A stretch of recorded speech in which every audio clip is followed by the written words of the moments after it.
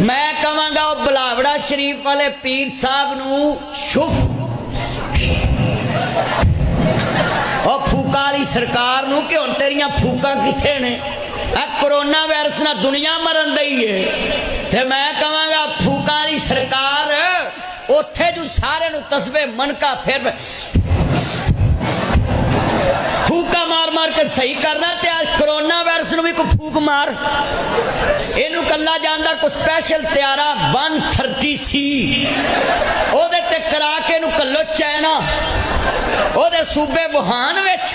ते पीर साहब इज्जत माप दी मैं बहुत इज्जत करना है बहुत आला हस्ती है असी सब का एहतराम करने और हर मजहबी रहनुमा का एहतराम करना चाहिए पर आंदे ने भट्ठ पवे सोना जड़ा कन्ना नूं खाए उस सोने का की फायदा जड़ा बीबी दे कन खा जे जे तेरियां फूका अज काम नहीं आउणियां ते आउणियां कदों करने वाला मौलवी है मैं हर आलमे दीन का हर पीर का एहतराम करना है हाँ जी क्यों करना है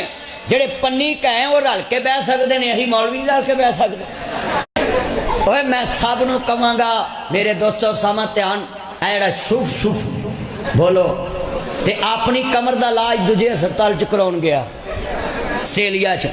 लोकां दे इलाज फूकां नाल ते अपने जहाजां ते वाह बई वाह हैं अन्ना मंडे शरीनियां पाओ पाओ अपने पर करिए की कौम दा ओ जी फूक नाल कैंसर मुकन दिया मां भी अन्नी धी भी अन्नी पुत भी अन्ना अन्ना है जवाई रब ने सानू भाग लाया गो नौ भी अन्नी आई